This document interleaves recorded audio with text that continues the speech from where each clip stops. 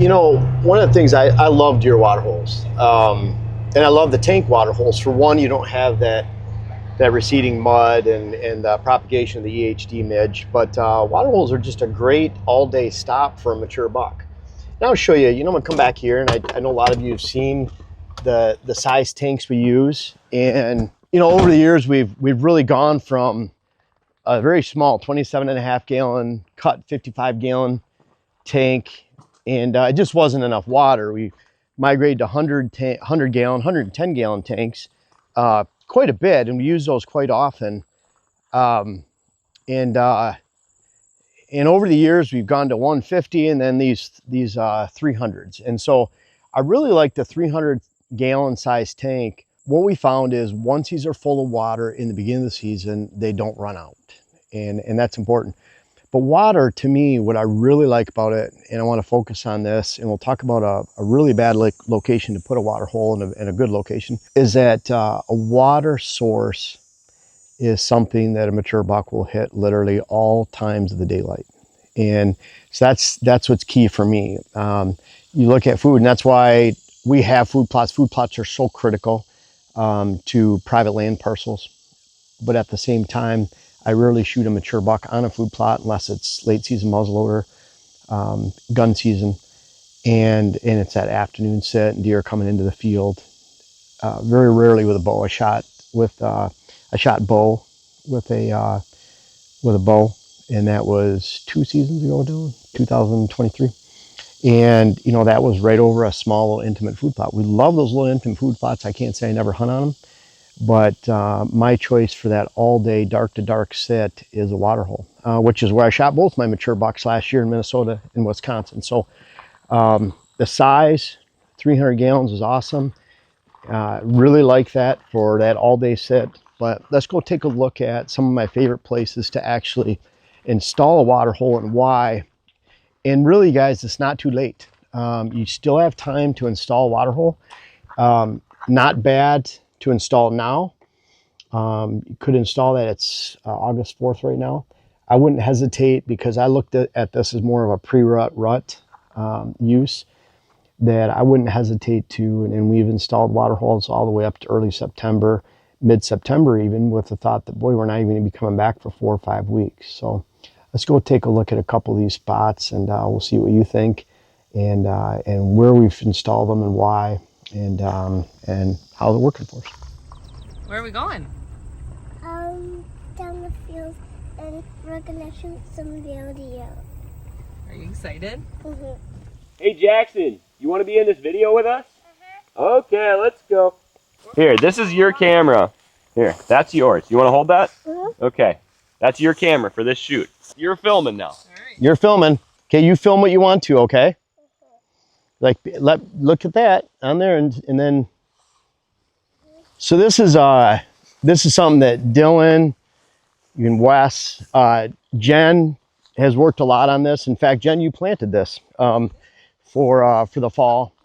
This little intimate food plot, and you know, we started this back in January, February, brush hogging the switchgrass. We didn't have any snow at the time, so brush hogged it, and then we got it to brush hogging again, spraying it multiple times during the summertime, and getting this planted. And I see a tree has fallen. We had a lot of trees fall. In fact, we had everything in our yard, all lawn furniture that was around the porch, ended up hundreds of yards away. We had 70-mile-an-hour winds. So this took down a cherry, and we have another cherry tree that fell down back here too. But anyways, that's interesting. We'll have to get that out pretty quick. But this is a very intimate little food plot. We expect it to have daylight movement on here. However, typically, unless it's peak rut, we're not getting bucks that are going to move through here, even with a food plot this small. And you can see around the corner here, we'll get away from this big dead cherry. Well, that opened up our shooting lane a lot better.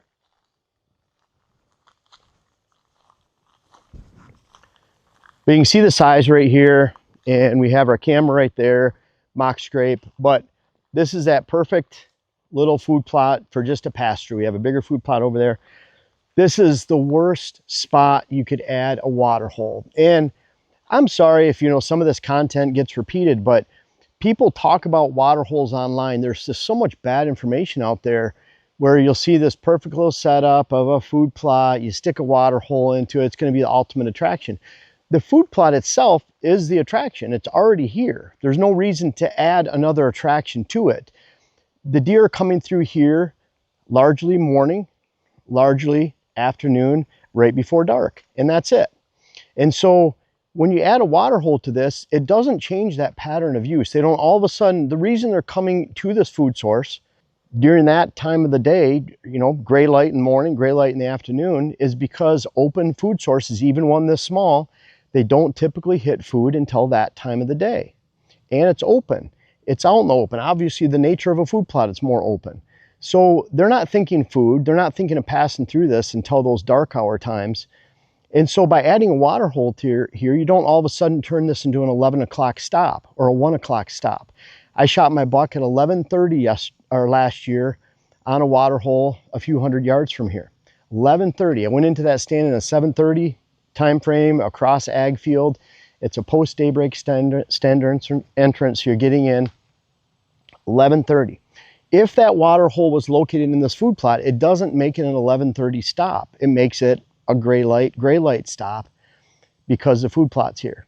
And so I can't stress that enough. Even the water hole I shot my buck over in Wisconsin last year, and this is a familiar recurring theme over and over again for many years because we've been shooting water holes or deer over water holes, bucks over water holes for 20 years. But the one in Wisconsin was early enough in the afternoon that I shot the buck.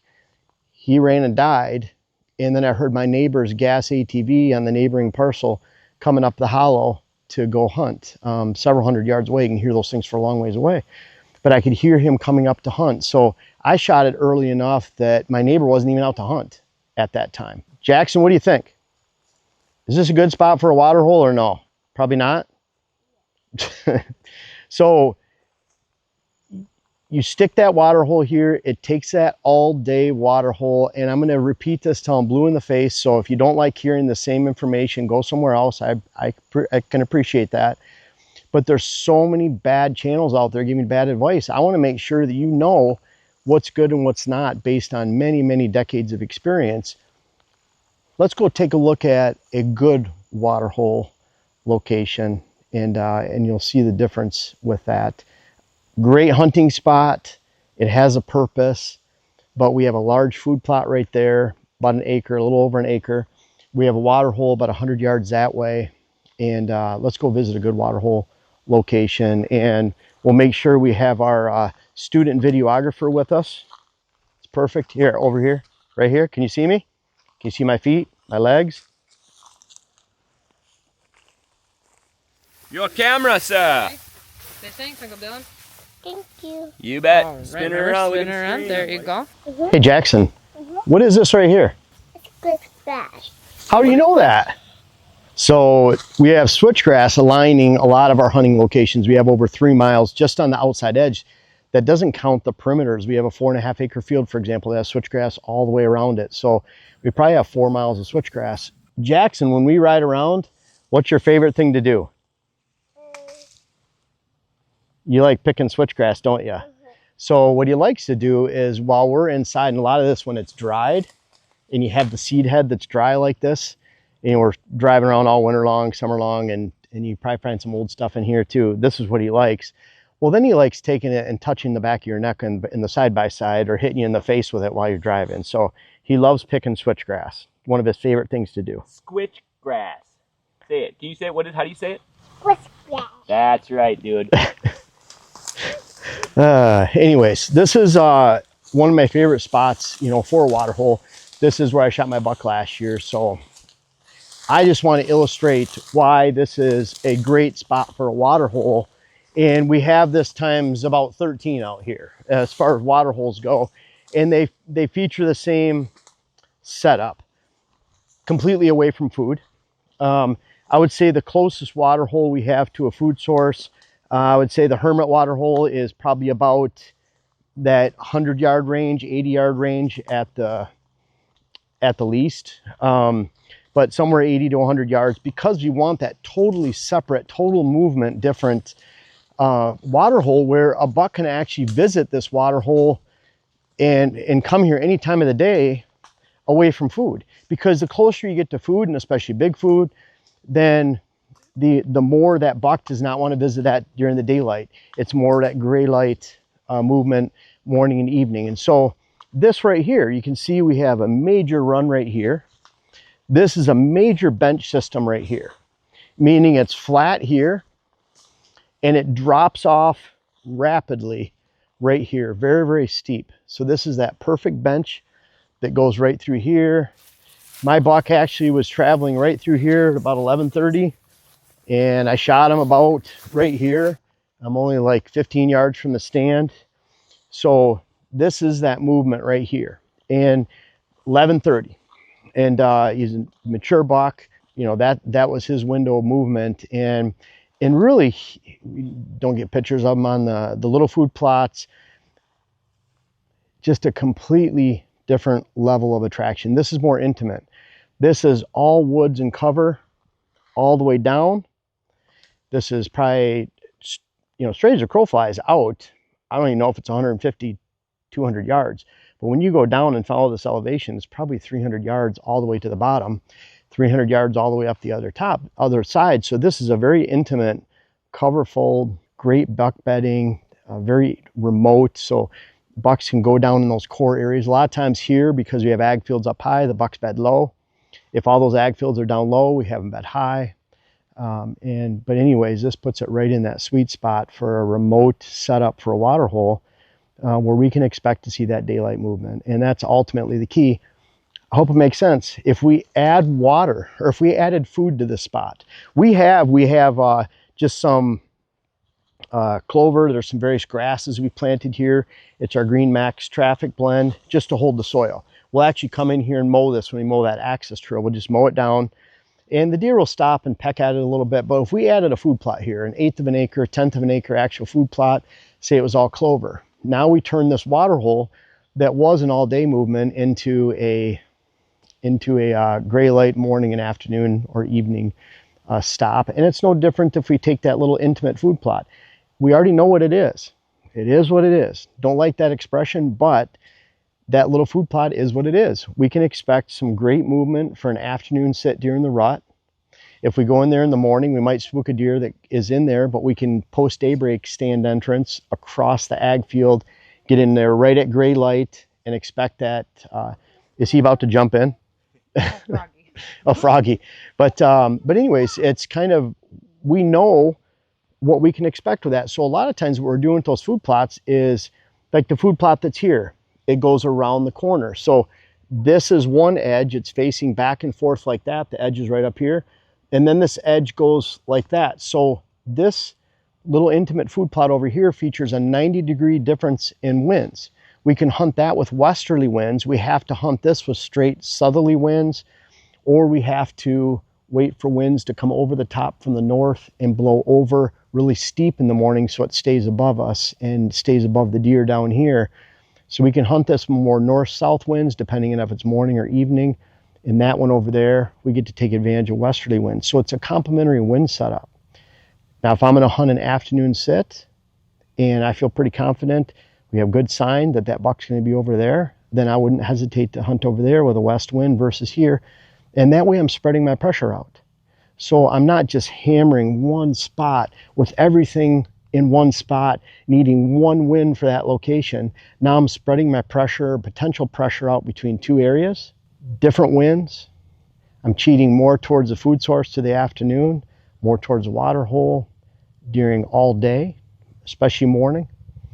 And if I wanted to sit here in the afternoon and I had those south winds, I could sit here, not over there. And these two are only about 125 yards apart, maybe 150 at the most. So it's the same deer movement.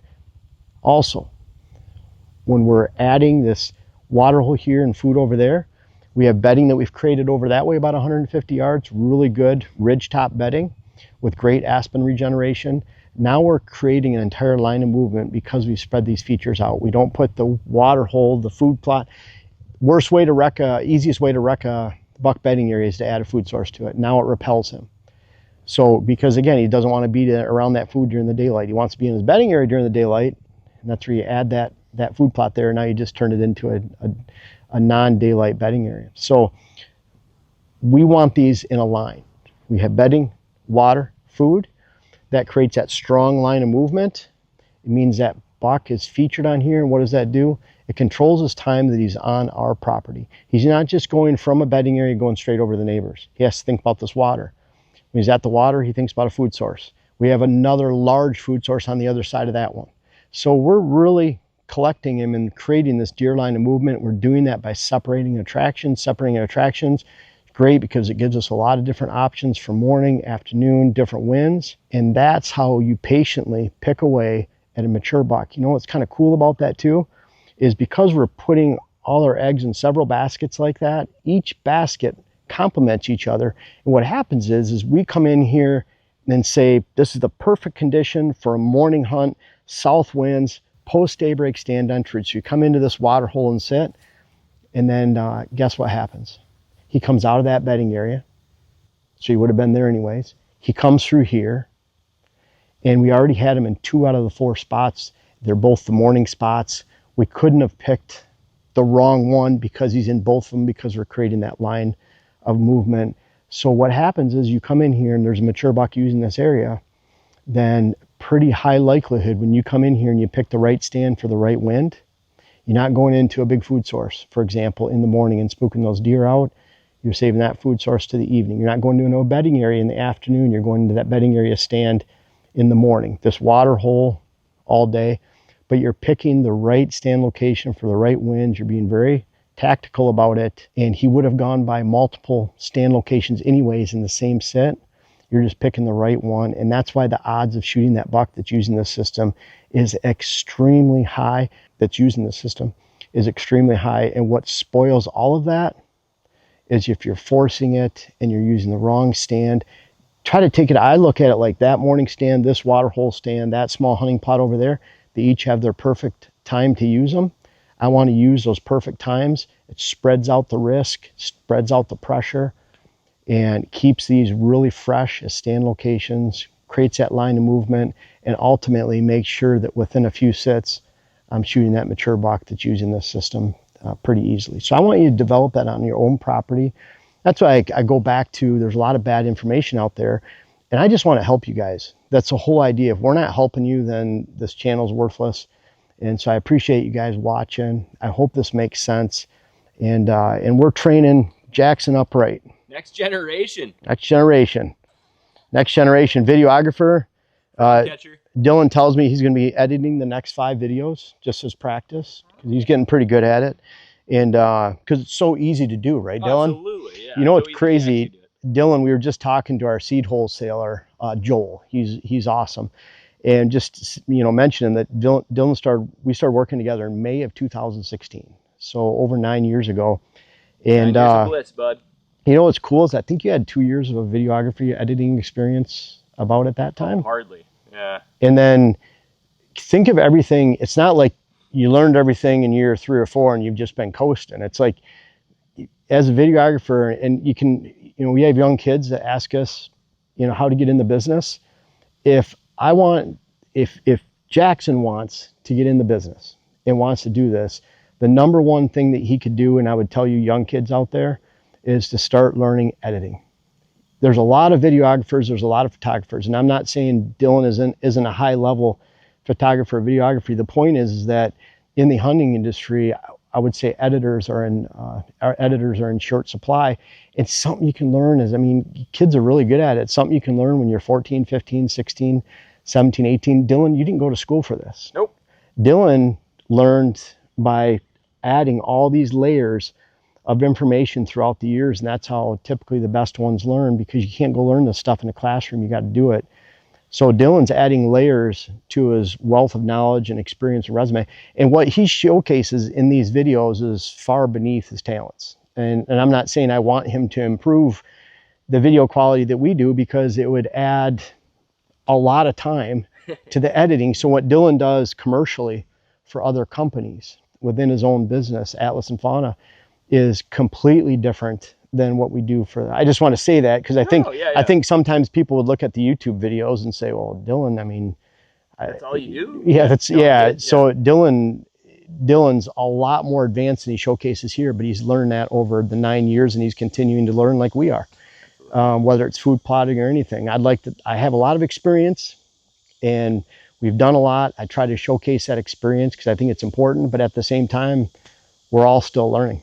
And that's why I can't imagine ever not going to clients. And that's why it's fun having that little guy out here and his sister someday, because mommy does this. She loves to learn all of this. And Jackson loves to do this. He loves to be outside. And hey, Jax, show everyone that really awesome hat you have there. He will not take, he'll wear this hat like to daycare, and he doesn't want to take that hat off. He just loves wearing hats. And it's not just because it's a WHS hat, but he likes wearing hats all the time. It probably keeps his hair out of his face. But anyways, we thank you guys for watching. Again, this is really good seed time.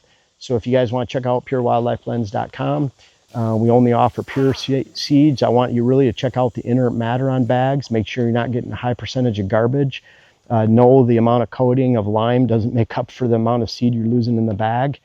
And we'll have some conversations about that in another video. But check out our seed varieties. We have about 19 or 20 different blends for you to check out and offerings in our seed company. And I appreciate you watching.